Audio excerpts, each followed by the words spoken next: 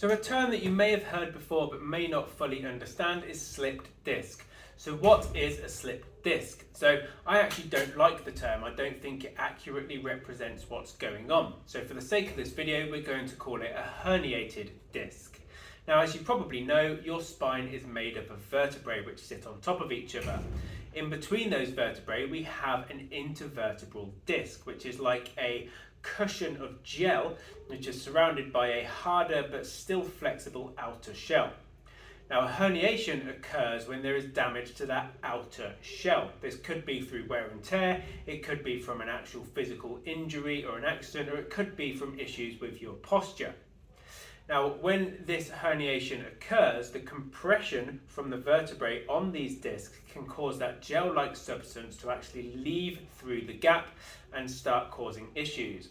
Obviously, it can cause issues such as pain and discomfort and issues with movement, but where it really becomes a problem is when that gel-like substance starts to compress the nerves as they leave the spinal cord through the gaps in the vertebrae.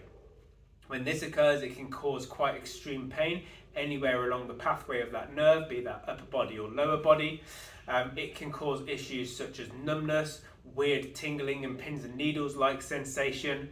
It can cause full loss of sensation. It can cause full loss of function, and in extreme cases, it can actually cause paralysis. Most disc herniations will repair themselves after about 3 months or so. You just need to make sure you give your body a chance to heal. So that does mean cutting back on certain activities.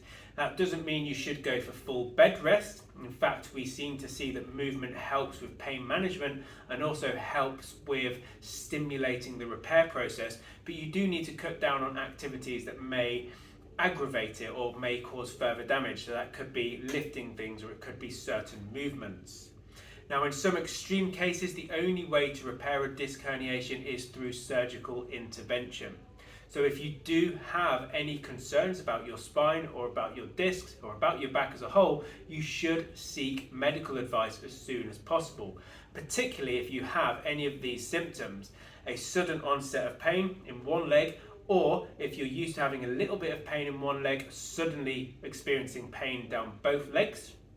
If you have any sort of numbness in this area, if you notice any sort of sudden deviation in the way your spine looks, if you have quite extreme stiffness in your back after 30 minutes or so from waking up, or if you have sudden changes in your toilet habit, then it's vital you get immediate medical advice and perhaps even consider getting yourself to A&E.